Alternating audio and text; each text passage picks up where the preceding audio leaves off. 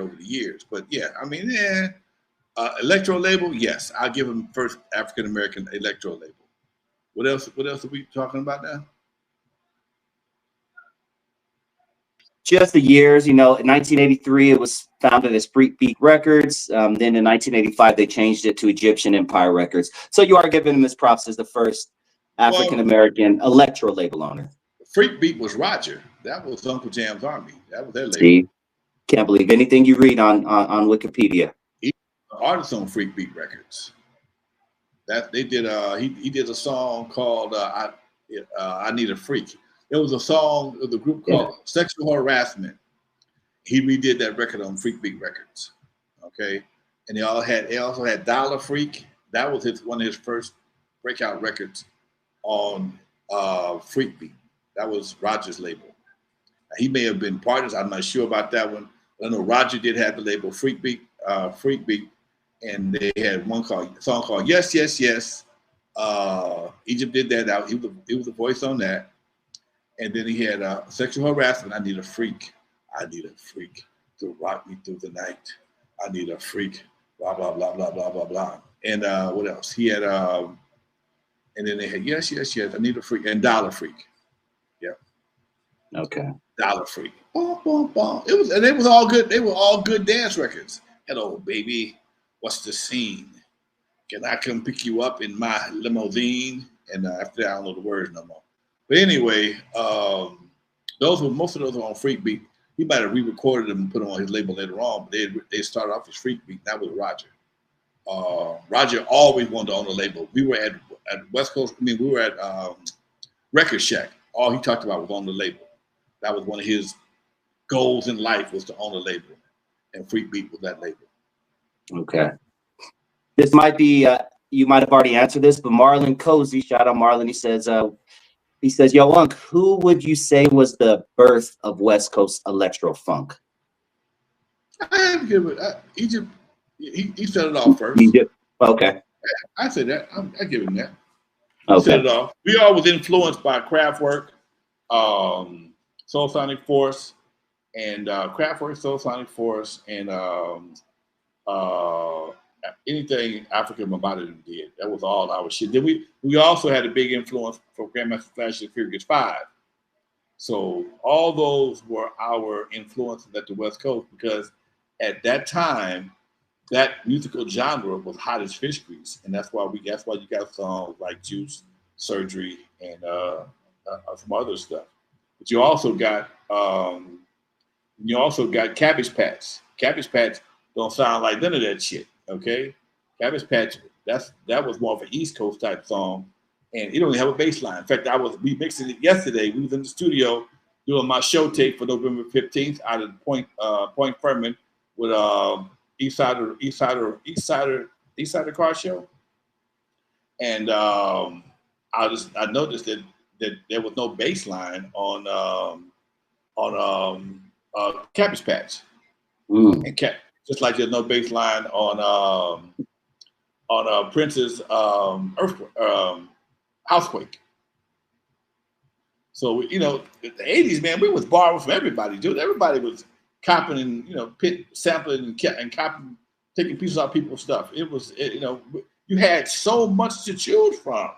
The 80s was a monster, man. You had Prince, you had Michael, you had hip hop coming up.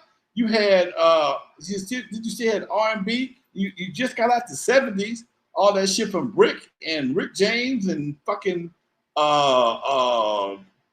Frankie Beverly and Mays. It was so much shit happening in the late 70s, early 80s. Man, it would drive you crazy. It ain't like it is right now, dude. It was, nobody knew what was going to be the genre to roll with. We had so many superheroes when it came to music. Cameo, all these cats, Zap, everybody hit in the 80s, man. And everybody was different. Everybody was different. And that's what made the 80s so fucking unique. Bad as Prince was, he didn't sound shit like Michael. Right. They both were the baddest boys. Rick and Prince got into it, but you would never confuse a Rick James song with a Prince song. Never would happen. Never would happen. Okay, and they all had their own signature sounds. No more. Yeah. Shout out to Tyree D. He says, didn't Captain rap Bad Times precede Egyptian Lover? Yeah, but Bad Times was definitely more of a rap record, right? As opposed to Egyptian Lover being more of a electro funk type. Rap. I think Bad Times came out like 82. Yeah. 80, that was more of a up tempo rap song, and it wasn't electro funk. That shit was just funky. That was a big difference. It was just funky, doc. That shit is still set it off right now. I'm doing the gig Saturday for Fremont class of 85. I'm looking to light that son of a gun up, dude. Nice. Oh man, you got a lot of music to choose from. Man, my buddy called me today. Man, I need to sit in for me for an hour and a half for the class of 85 at Fremont High School. Man, give me that all day. Okay? By the time they get there, they're going to go out. Damn. Hey, I was listening to it. Speaking of taking bits and pieces of music, I was listening to an interview that you did not too long ago, and you mentioned that you recorded a song to the bounce rock skate beat that was never released, and it was quite possibly one of the first rap songs to be released on the West Coast. Yeah. Can you tell us a little bit about that? I don't think we've gone too deep into that on this show. I'm looking at the master right now. It's over here on my shelf right now. After Sugar Hill Gang did Rappers Alike, we ran to the studio, ran straight to the studio to do the same exact thing with Rock Skate Roll Bounce. Okay, but the guys who recorded Rock Skate Roll Bounce, y'all don't know who the hell they are. Only person you're gonna remember is being Unknown DJ, because we talking about 1980s, late 79, early 80. Early 80s. I had a buddy of mine, Tick Rice.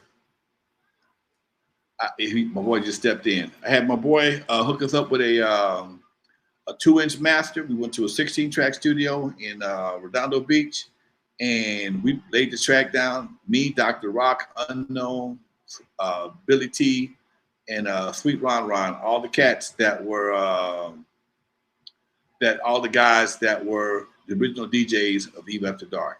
And I got scared. I didn't want to go to jail. I thought making a record violating the copyright was a federal offense. I wasn't trying to go to jail.